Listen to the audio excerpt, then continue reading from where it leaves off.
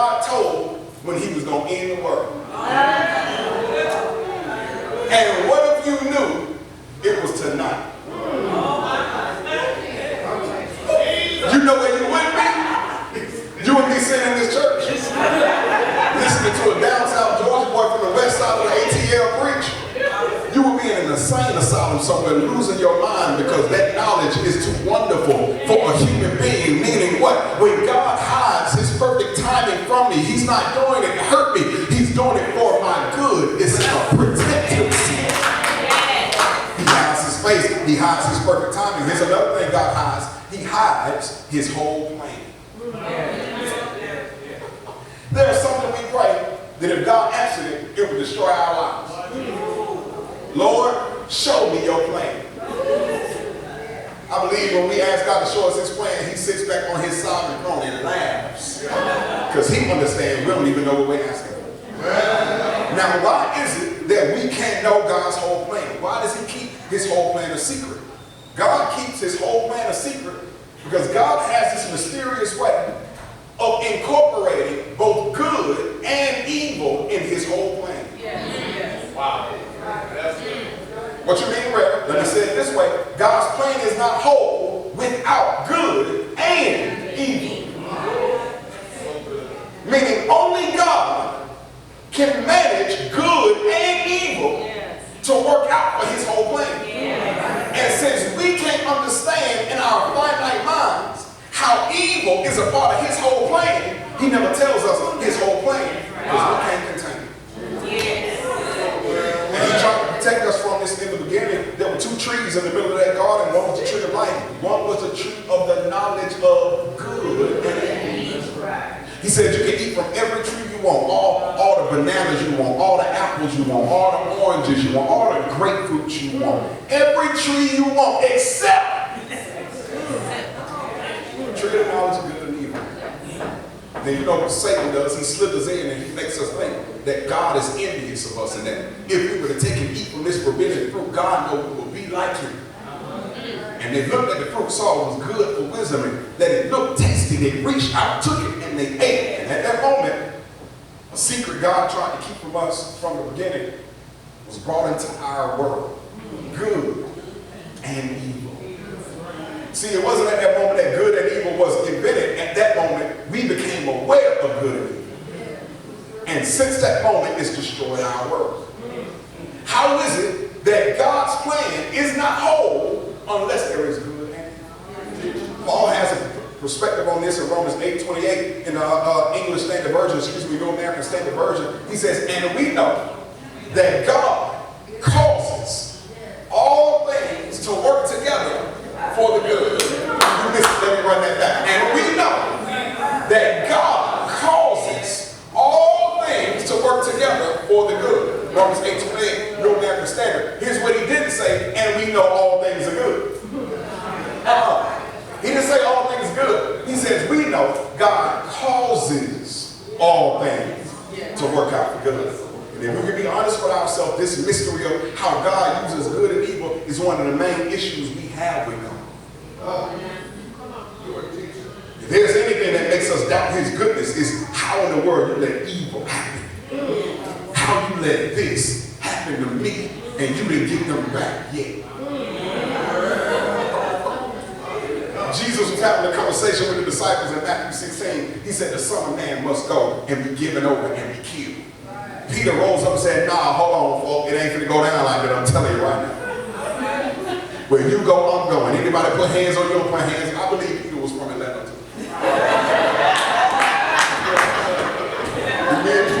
With me and overseer Tate, he from the A. Now, G, I'm telling you right now, but for sure, look, anybody put hands on you, what I'm telling you. You know, Peter was about that life because when they came to arrest Jesus, it was Peter who pulled out a switchblade and tried to cut a man in half. The man dodged him, he only got the ear. Peter was mad because he ain't used to missing. Jesus says the Son of Man must go, Matthew 16, be given over and killed. Peter says, no, Jesus, that can't happen. Jesus turned to Peter and rebuked him. He said, get behind me, Satan, because you're not about the things of God. You're only thinking about the things of man. Meaning, God's plan has both good and evil in it. Then, the good Son of God let evil, wicked people nail him to a cross. How in the world does God's whole plan have both good and evil in it? I don't know, but I like this secret. You know why? Because my salvation is in this secret.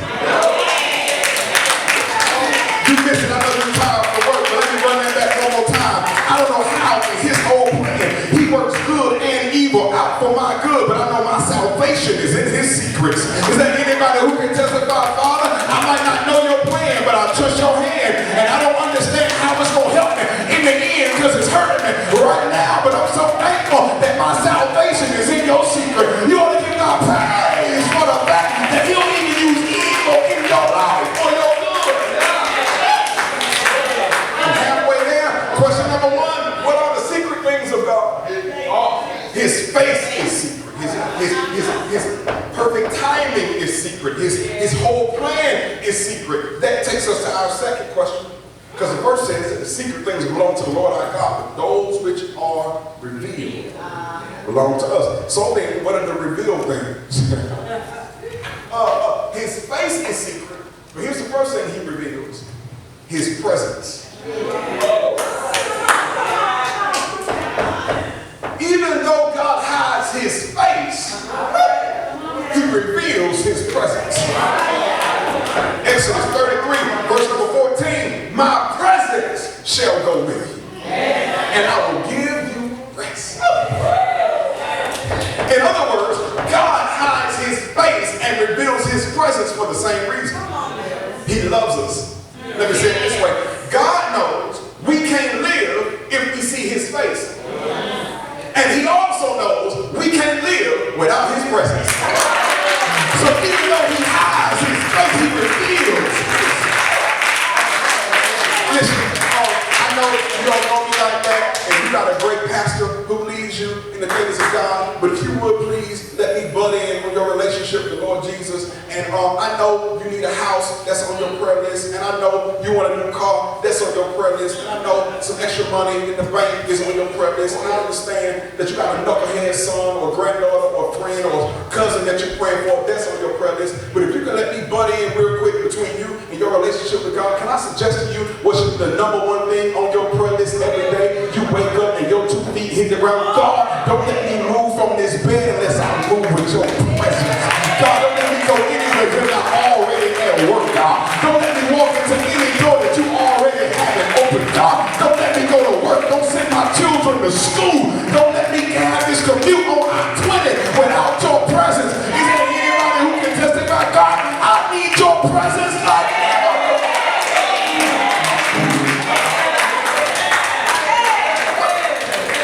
Now, to be sure, he is omnipresent. Meaning, he's already everywhere there is anywhere.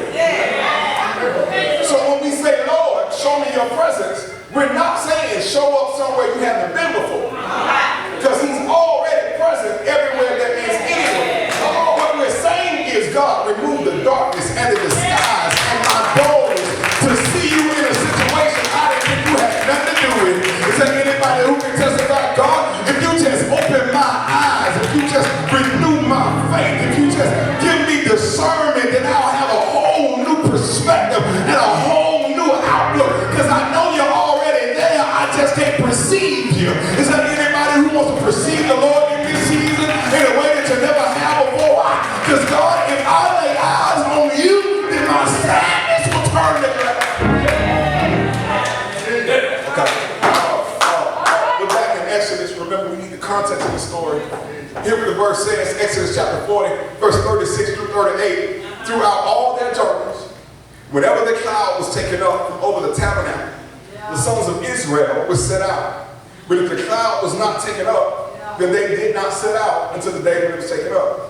For throughout all their journeys, the cloud of the Lord was on the tabernacle by day, and there was fire in it by night, in the sight of all the house of Israel. Exodus chapter 40, 36 through 38. What we see described here can be defined as the Shekinah glory of God. The manifest presence of God.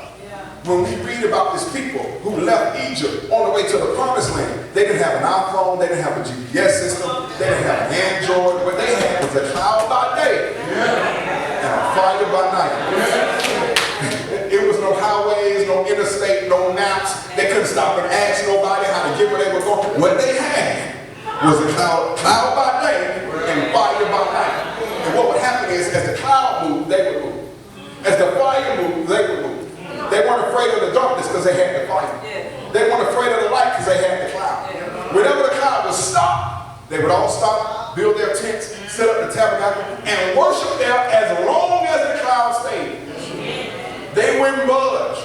They could care less if it was lit over there. They could care less if it was no fun over there.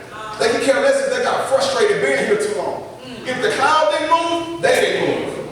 Then, when the cloud lifted up, it didn't matter if they weren't ready to go. It didn't matter if they had some schedule to do later that day. It didn't matter what their plans were for later that evening. When the cloud went up, when the fire went up, they would take up their tents, take up the tabernacle, put it on their shoulders, and start walking. Why? Because they understood what that great prophet Ludicrous said one day. When I move, you move just like that.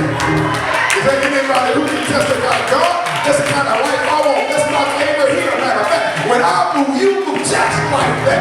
God, I want your cloud and your fire in my life to lead me and to guide me. Is there anybody who can testify, God, as I walk through this desert land, as I walk through this barren place, as I traverse the wilderness of my experience, would you never leave me?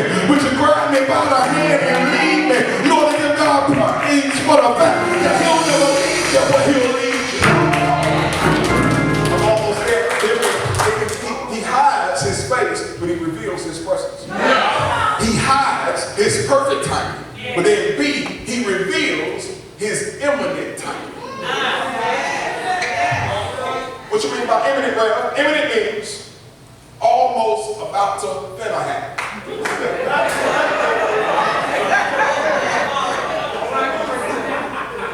Because see, God won't tell you exactly when he's going to do something. He'll just give you signs that the time is near, so you better get ready.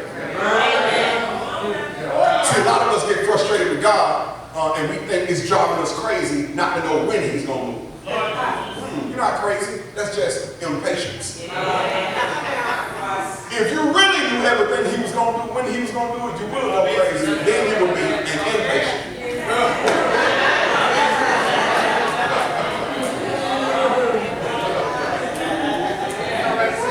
The reason God tells us it's near and doesn't tell us it's now is because getting ready proves our faith. See, some of us are saying, God, if you tell me now, then I'll get ready. He says, no, if you get ready, then I'll tell you now.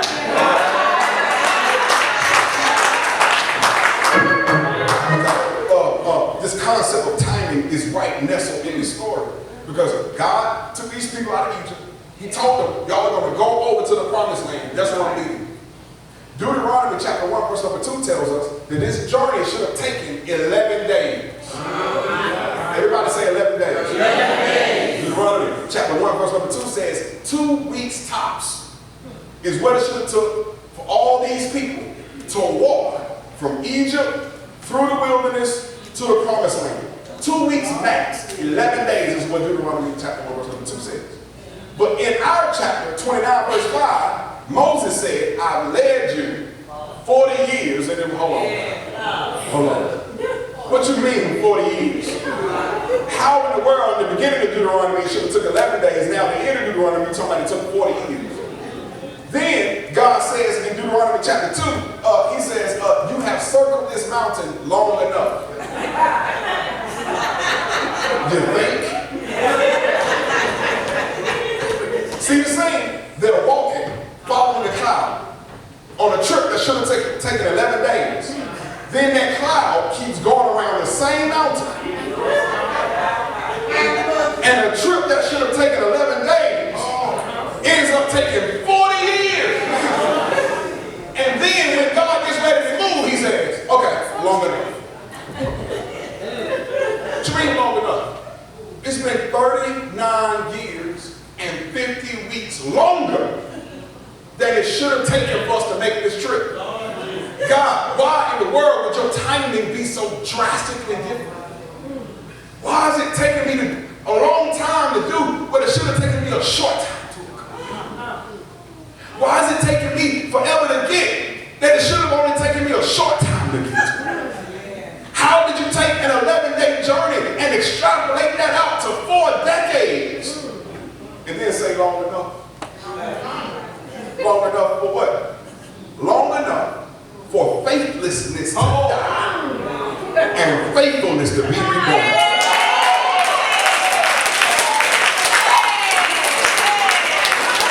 Why did it take him so long? Because there was one generation that was faithless. He said, I'm going to tell you what, you're going to walk around this mountain till all the faithless folk die and all the faithful folk come alive. In other words, if you're mad at God because his timing is not yet happening in your life, you trying to figure out why is it taking you so long to do what should have taken a short time to accomplish. Could it be that God is waiting on faithlessness to die in you and faithfulness to be reborn?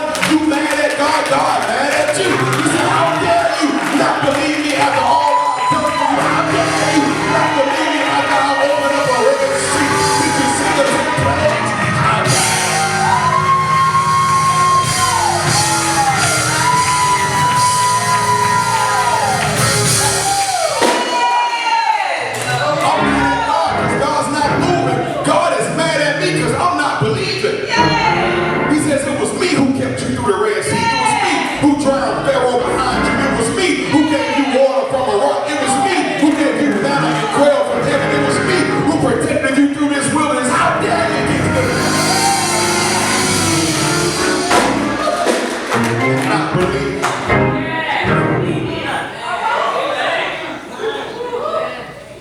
His imminent timing. I used to be so mad with my mom because back in the day when me and my 3 younger sisters would be left home while she was at work, she would give us responsibilities to do.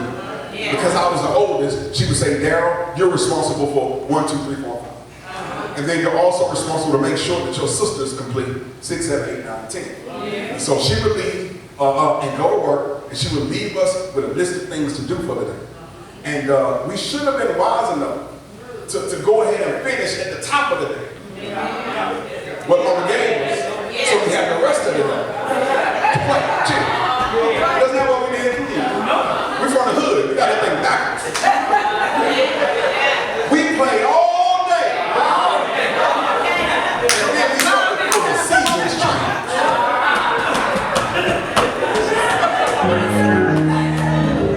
Because see, she told us, have it done before I get back. She didn't say have it done by this time. We knew about what time she got off, and we knew about how long it took to drive from work to home, but we didn't know exactly when she was going to show up. And so when we realized that seasons were changing, and we realized that the time was drawing near, and we understood her presence was on its way back, we then started to get some act right. We stopped playing around, we stopped acting a fool, and we started trying to do the things Mama told us to do. And you know how it is, when she walked in the door, she catch me wiping down the table. Hey, Mama, how you doing? I come to talk to somebody trying to hide from God. You gotta listen to things he's called you to do. And you mad at him because he won't tell you now when he's telling you just get ready. He said, I gave you this to do. All I'm going to tell you to do is have it done before I return. I hope you can discern the seasons. I hope you can tell by the wars and rumors of wars. I hope you can tell by the pandemics that are spread all over. I hope you can tell by the unrest that the time is drawing near. By now, children, we all stop playing. By now, children, we all put up the toys. By now, children, we all turn off the games and finally get serious about the things of God. Why? Because the time is drawing near. Is there anybody who can testify, Father, come on and get us. We're tired of each other. I'm done. He keeps some things secret. He reveals some things. He hides his face, but he reveals his presence. He hides his perfect timing, but he reveals his imminent timing. He hides his whole plan, but he reveals his current plan. Verse says, the secret things belong to our God, the things which are revealed belong to us and to our children forever, that we may do all the words of this law. Amen. We're coming now.